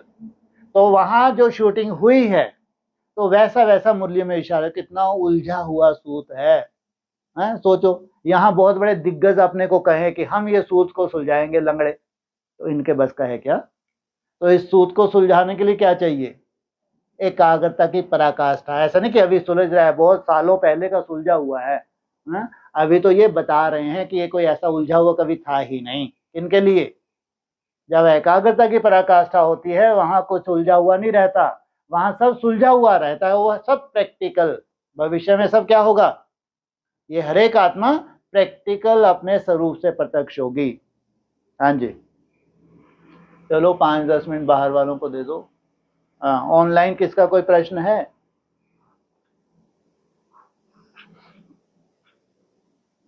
ओम शांति। हाँ जी बोलिए। भाई साहब, आज अमृत वेला की जब आप बात बता रहे थे कि अमृत वेला आकाश तत्व बाकी सारे तत्वों से स्वतः दूर हो जाएंगे। हाँ जी नहीं, बिल्कुल। तो ये अरे अमृत वेला सबसे सुंदर। अभी लंबा समय जो तुम लोगों को बार बार अमृत वेले के ऊपर अटेंशन खिंचवाते हैं कि किसी ने अपना अमृत वेला ठीक कर ले तो समझो उसे सब जीत लिया। साधारण भाषा में बाबा अक्सर ये बोल के चले गए, जिसका अमृत वेला ठीक उसका सब ठीक। अमृत वेला ठीक का मतलब ये नहीं है कि तुम अमृत वेले उठे और तुम जैसे याद करते थे वैसे तुमने याद कर ली, हाँ भावनाओं का फल मिलेगा, बस इतना ही है। ये राजयोग नहीं है।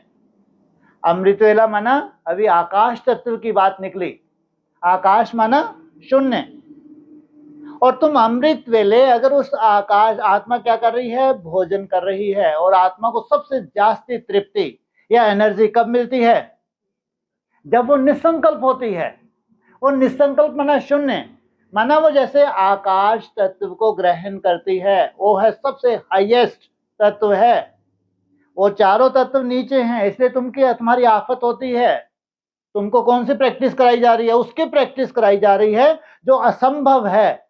सोचो, अगर कोई असंभव को संभव कर ले तो नीचे के जो 4 तत्व हैं, चाहे पृथ्वी तत्व हो, चाहे जल तत्व हो, चाहे अग्नि तत्व, चाहे वायु तत्व हो, वो स्वतः ही तुम्हारी मुट्ठी में आ जाते हैं। तुमको लगता है चमत्कार हो गया। चमत्कार नहीं, तुमने किसको पकड़ा? जो असंभव था उसी तत्व को तुमने अपना भोजन बनाया। अव्यक्त वाणी ने बोला कि अगर भैया 5-10 सेकंड भी अगर इस आकाश तत्व को तुम ग्रहण करते हो, मुरली में क्या अव्यक्त वाणी शब्द क्या है कि 5-10 सेकंड भी निसंकल्प होना, ये वही बात है। अगर दिन में तुमको आदत पड़ जाए बार बार 5-10 सेकंड जब भी याद आए तुम 5-10 सेकंड निसंकल्प हो जाते हो, तो इससे ऊंचा कोई भोग नहीं है। आत्मा के लिए सबसे बड़ा भोजन है, आत्मा का सबसे बड़ी एनर्जी है आत्मा की निसंकल्प। अब सोचो, दिन में जो बार बार प्रैक्टिस करते हैं 5-10 सेकंड में निसंकल्प होने की, धीरे धीरे उनके प्रैक्टिस होगी तो प्रैक्टिस बढ़ेगी कम होगी? तो कोई कोई को अगर ये भी लगता है कि आज तो हमारी 15-20 सेकंड तक, तो साधारण बात है क्या? बहुत बड़ी बात है। अगर कोई 15-20 सेकंड निसंकल्प हो रहा है, जब चाहे तब हो जाता है, साधारण बात नहीं है भाई। दिन में वो बार बार बीच बीच में जब भी हो तो इसका अभ्यास करे, तो सोचो आकाश तत्व को कितना बढ़ा लेगा वो। आत्मा का जो असली भोजन है, जहां से सृष्टि की शुरुआत हुई है, तो वो तत्व की वृद्धि होना माना नीचे के जो 4 तत्व है स्वतः ही तुम्हारी बुद्धि में आने, मुट्ठी में आने वाले हैं। इसलिए जो असंभव है उसको तुम संभव करने की कोशिश कर रहे हो। इसलिए आगे चल के तुमको लगेगा चमत्कार कि अचानक अभी ऐसे केवल तुमने क्या निकाल लिया, इच्छा और भूख में अंतर निकाल लिया। क्योंकि मुरली का पॉइंट था इच्छा मात्रम अविद्या। अगर तुम इच्छाओं से मुक्त नहीं हुए तो कल्पना मत करो कि अतीन्द्रिय सुख तुम्हारे लिए है। तुमको शरीर छोड़ना है, अपनी तरह के संस्कार ले जाने हैं और तुमको नई दुनिया में आना है। अगर तुमको रचयिता बनना है तो इच्छा मात्रम अविद्या, इच्छाओं का त्याग करते जाएंगे तो क्या होगा, धीरे धीरे तुम बीज रूप अवस्था में जाओगे। तो आगे चल के क्या स्टेज आ जाएगी, इच्छाएं होती क्या हैं, सोचो। निराकारी स्टेज की इस स्टेज पे तुम पहुंच जाओगे कि इच्छाएं होती क्या हैं। उनको लग रहा है अरे बिना खाए पिए कैसा जीवन है, लेकिन तुम्हारी मुस्कुराहट क्यों बढ़ रही है भाई, है ना? तुम कुछ खा रहे हो ना पी रहे हो, तुम्हारी मुस्कुराहट, चेहरा कैसे दगदगा रहा है, किस बात की खुशी है? सोचो, अरे कुछ तो ऐसा मिल रहा है, क्योंकि अब तुमको स्थूल नहीं चाहिए, अब तुम सूक्ष्म बन गए। जितना सूक्ष्म बन गए अब तुम्हारी पालना भी सूक्ष्म रूप से होने लगी। जिसकी सूक्ष्म पालना हो तो सोचो उसको कितनी खुशी होगी। यह है तुम्हारे जीवन का लक्ष्य। इसलिए सबसे कठिन जो यात्रा है वो है निसंकल्प होना। वो अमृत वेला अगर किसी ने मेहनत कर ली, रोज रोज मेहनत करे, तो उसका संस्कार बन जाएगा, क्या बड़ी बात है। तो वो संस्कार बनना माना उसने क्या किया है, अमृत वेले आकाश को क्या बनाया, अपना भोजन बनाया है। निसंकल्प अवस्था को आत्मा ने अपना भोजन बनाया है, जिससे आत्मा परिपक्व होती है, आत्मा अपने मूल स्वरूप में चले जाती है। यही हमारा लक्ष्य है। बाबा ने आते से तुम बोला कि बच्चे तुम देह नहीं हो, तुम आत्मा हो। ब्रह्मा बाबा के शरीर छोड़ने के बाद रिसर्च शुरू हुई है अव्यक्त वाणी के ऊपर से। अव्यक्त वाणी में साधारण शब्दों में बोल दिया, लेकिन पढ़ाई तो है तुम्हारी, ऐसा नहीं कि समझ में नहीं आती। तो इसलिए अमर भव का वरदान कहाँ मिलता है तुमको, अमृत वेला। भक्ति मार्ग की तरह करते हो तो कोई अमर भव नहीं है, लेकिन तुम्हारे अपनी तरह के तुम संस्कार धारण कर रहे हो, भावना का फल मिलेगा, लेकिन अमर भव नहीं। उठो, अमर भव कब होता है? तुम लोग खड़े मत हो जाओ। हाँ, अमर भव का वरदान तब होता है जब कुछ सेकंड मेहनत लग रही है लेकिन तुम थक नहीं रहे। आगे चल के तुमको अमृत वेला कम बढ़ेगा कि ये तो छोटा होता जा रहा है अमृत वेला, बाबा थोड़ा इसको बढ़ाओ। अमृत वेला ऐसे खत्म होगा कि समय रुक नहीं रहा। सोचो आप, जब तुम्हारे साथ ऐसा होने लगे, अमृत वेला तुम्हारा क्या होने लगे, छोटा लगने लगे 1 बजे से 5 बजे तक, तो समझो अब तुम किसी काम के नहीं रहे। किसके काम के रहे? अब तुम बाप के काम के बचे हो। ये है अमर भव का वरदान। इसे कितनी भी मेहनत लगे, लेकिन अमृत वेला फर्स्ट। जितना सुंदर तुमने अटेंशन दिया, सब कुछ तुम्हारी मुट्ठी में आने वाला है। अमृत वेले में सब कुछ तुम्हारी मुट्ठी में आ जाना है, और वो हट से नहीं हो सकता। तुम 1 बजे से उठने लगो, बिल्कुल नहीं। 3 बजे से उठ के भी कोई अगर करता है तो उसका 2-2.5 घंटे है, उसकी मुट्ठी में भी आने वाला है। लेकिन भक्ति मार्ग छूटता जाए और प्रैक्टिकल जो तुम्हारी बुद्धि में बैठ रहा है कि वास्तविकता राजयोग क्या है, वैसी तुम्हारी प्रैक्टिस हो, तो सोचो इसमें अमर भव का वरदान छुपा हुआ है। हाँ जी, और वाओ भाई साहब, मृत्यु की डेट फिर बोला अमरनाथ, अकाल मूर्त और मृत्यु की डेट। मतलब अगर आपको अपनी मृत्यु की डेट ही नहीं पता तो फिर कैसे कोई काम के नहीं। नई दुनिया है। वाह क्या बात है, देखो इनको सब याद है।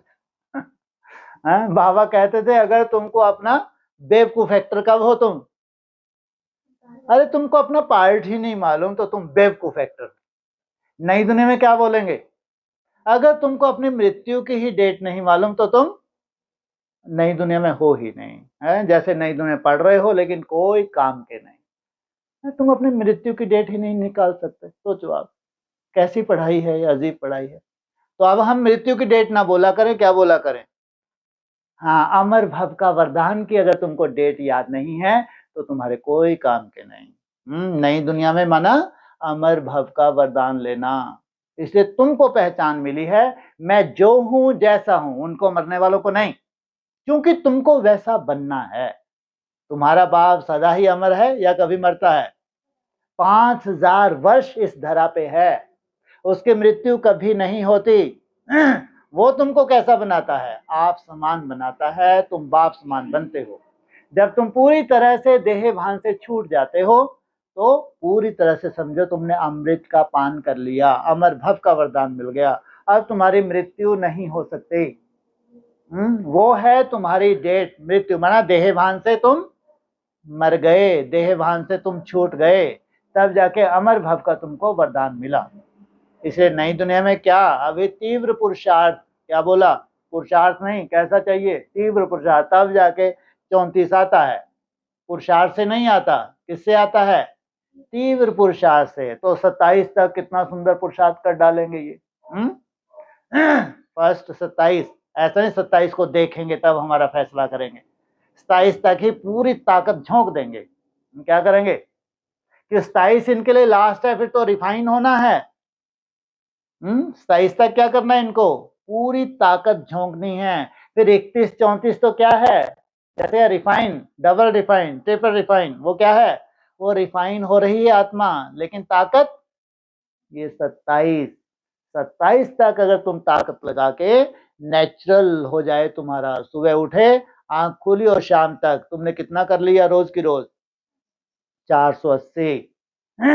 तो इसको कहेंगे ये तुम्हारा अब रिफाइन होना है। तो जो रिफाइन हो गए तो वो पास हो गए, तो बाप ने सर पे बिठा लिया, ये सब के सब क्या हैं? पास।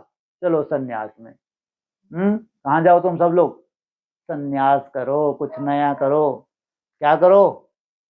प्रकृति का परिवर्तन करो। इनकी सुरक्षा करो। जो एशलम में रह रहे हैं इनको भी वहां आना है, लेकिन वहां इनको कोई दुख शांति नहीं होनी चाहिए। तुम्हारी मनसा इतनी पावरफुल हो गई है, तुम लोग संगठित रूप से क्या करो?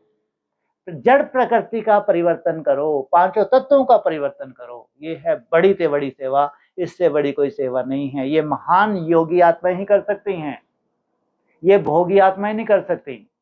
ये है सृष्टि का परिवर्तन, ये है बड़े से बड़ा लक्ष्य जो भगवान ने तुमको दिया है। ये है वो नई दुनिया की शुरुआत जो अविनाशी दुनिया है, जिसका विनाश नहीं हो सकता। हाँ जी, हो गया?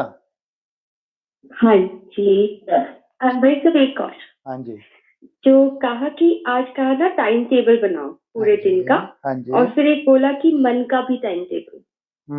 तो ये दोनों टाइम टेबल। अरे मन का ही, मन का भी नहीं, मन का ही। अरे कर्म तो चल ही रहा है, उसका क्या टाइम टेबल बनाओगे? मैं किचन में इतने बजे जाऊंगी, आज नहीं जा रही है, कोई टाइम टेबल है क्या? किचन में जाना मना जाना, जितने बजे जाना है उतने बजे जाना है, नहाना है तो नहाना है, खाना है तो खाना है, इसका क्या टाइम टेबल बनाओगे? टाइम टेबल किसका बनाना है? किचन में मैं जाऊं, अब मेरी वही रूटीन है, मेरे को वही नाश्ता बनाना है, घर वालों के लिए बनाना है, लेकिन एक नया लक्ष्य लेके जाऊं कि मेरे को मन की ऐसी ऐसी स्थिति में फला कार्य करना है। तो कर्म वही है, लेकिन मनसा की सेटिंग करनी है। इसलिए पूरे दिनचर्या को कितने हिस्से में बांट लेना चाहिए? 4-5 हिस्से में बांट लो। अगर आप 6 घंटा सोते हो तो आपके 18 घंटे हैं, तो 3-3 घंटे के कितने हिस्से कर लो? 6 हिस्से। अब तुम्हारा टारगेट होना चाहिए कि इन 3 घंटे में कम से कम मेरे को इतना चार्ट मेंटेन करना है। वो है अमृत वेला। और बाबा ने उलाहना दिया, देना नहीं चाहिए था लेकिन दिया, कि तुम्हारे कर्म योग में भी कैसी अवस्था हो जैसी अमृत वेले में रहती है। मान लो तुम 2 बजे 1 बजे 3 बजे से उठे, 6 बजे तक मान लो तुम्हारा एक फर्स्ट 3 घंटे, फिर सेकंड 3 घंटे, 6 घंटे मोस्टली हमारे कैसे होते हैं? अव्यक्त स्थिति के ही रहते हैं, बीज रूप अवस्था या अव्यक्त स्थिति की क्लास होने तक। उसके बाद फिर तुम्हारा कर्म योग शुरू होता है। उसके बाद तुम्हारा जो 6 घंटे का है, इसको तुमने कितने % मेंटेन किया? जो तुम्हारा चार्ट तुम्हारे हिसाब से होना चाहिए था वो उतना हुआ या कम हुआ? अगर उतना हुआ तो बहुत है, अगर कम हुआ तो नेक्स्ट जो तुम्हारा कर्म योग आ रहा है 3 घंटे का, उसमें भी तुम्हारा अपना एक टारगेट है। जैसे 3 घंटे में तुम्हारा अगर 1.5 घंटा टारगेट है, 2 घंटा टारगेट है, जो भी टारगेट है उसको तुमको कर्मयोग करके उसको रिसीव करना है, उस टारगेट को पूरा करना है। फिर वो उसमें भी मान लो बहुत ही बिजी हो गए, घर गृहस्थ में है, कोई ऐसा कारण बन गया, मालूम पड़ा आधा घंटा ही हो पाया, 2 घंटे तो ऐसे ही निकल गए, कोई चिंता की बात है। फिर नेक्स्ट जो 3 घंटे आ रहे हैं उसमें अपना टारगेट फिक्स करना है कि आप वो थोड़ी मान लो उस वक्त कोई आके बैठ गया या घर वालों से थोड़ी खिटपिट हो गई, बिजी हो गए, तो हमेशा ही थोड़ी होती रहेगी। तो अगले जो 3 घंटे हैं उसमें अपना टारगेट कि थोड़ा सा मेरा नुकसान अमृत वेले हुआ था, थोड़ा सा नुकसान सेकंड 3 घंटे में और ज्यादा नुकसान थर्ड 3 घंटे में। आज चौथे में तो मेरे को क्या बन जाना है, मौनी बाबा। मौनी बाबा का मतलब ये नहीं है कि मौन धारण कर लो, कि कम से कम मैं वाचा में आऊंगी, क्योंकि जो सुबह नुकसान हुआ है उसको मेरे को कवर करना है। और बैठी कवर करने के लिए मान लो फोन ही आ गया है, आधा घंटा फोन ही खा गया, अब फिर वो आफत हो गया। अब बचा है चौथा हिस्सा, है ना। अब उसमें भी नुकसान, उसमें भी नुकसान, उसमें भी नुकसान। अब चौथे हिस्से में कमर कस ली, अब नहीं भैया, वो आपका फोन भी रिसीव नहीं करूंगी, है ना। बता दूंगी बाद में, झूठ बोल दूंगी कि भैया साइलेंस में था, मैं ध्यान ही नहीं दे पाई, है ना। जो तीसरा चौथा हिस्सा, चौथा पांचवा है, उसमें तो फिर तुमको क्या करना पड़ेगा, विशेष रूप से मेहनत करनी पड़ेगी, ताकि जो तुम्हारा टारगेट है उस टारगेट को तुम पूरा कर सको। इसलिए अगर तुम सोचते हो सुबह से लेकर शाम तक हो ही जाए, कहीं नहीं होने वाला, 34 आ जाएगा। जब तुम ऐसे अपने हिस्से को 4-5-6 हिस्से में अगर बांट लोगे तो माया लंबा समय तुमको बुद्धू नहीं बनाएगी। तो माया एक हिस्सा कोई भी तुम्हारा खाएगी आके, ज्यादा से ज्यादा 2 हिस्से खाएगी, क्या 6 हिस्से खा जाएगी क्या? ये है चार्ट को मेंटेन करने की विधि। अगर इस विधि से तुमने अपनी सेटिंग नहीं किया, उसमें कर्म योग भी आ रहा है, उसमें तुम्हारा जो कभी कर्म नहीं भी होता है, बिल्कुल फ्री होते हो, वो समय भी आ रहा है, लेकिन तुमको अवस्था एक सी ही बनानी है कि कर्म योग का चार्ट भी जो तुम नोट करते हो वो भी, तो उसकी भी 3 अवस्थाएं होती हैं। तो पूरा चार्ट का तुम्हारा एक टारगेट है, उस टारगेट को तुमने 4-6 हिस्से में बांट लिया, तो उसमें हर हिस्से में तुमको विशेष टारगेट लेके अपने आप को उसको मेंटेन करना होता है। तो अगर ऐसे कोई मेंटेन करे तो 480 चुटकियों में ना बने तो हमारे ऊपर केस कर देना पक्का। ये अनुभव की बातें हैं। अलवेलेपन की वजह से पूरा दिन निकल जाता है, निकल जाता है। सुबह बहुत बड़ा पहाड़ तोड़ लिया तुमने अमृत वेला, फिर नुमा शाम लगे हैं, क्यों आप चौथी अवस्था में है तो कहां से होगा तुम्हारा? कहने का नुमा शाम है, अरे तुम सुबह ही नहीं कर पाए तो चौथी अवस्था क्या करो, चल हट कर लेते हो, ठीक है, हो रहा है, कहीं का नहीं हो रहा। कर्म योग करोगे तभी चौथी अवस्था में जब जाओगे। मनसा थकी हुई है तो वह इतनी रिजल्ट नहीं निकाल पा रही, तो उसकी रिजल्ट निकलने लगेगी कब? क्योंकि तुमने कर्म योग में भी बहुत अटेंशन दिया है, तब जाके। सबसे लंबी यात्रा है कहाँ की? अमरलोक की। कोई छोटी बात नहीं है। धीरे धीरे तुम्हारे कान खुलते जाएंगे, कपाट खुलते जाएंगे, तुम धीरे धीरे समझते जाओगे। ओम शांति।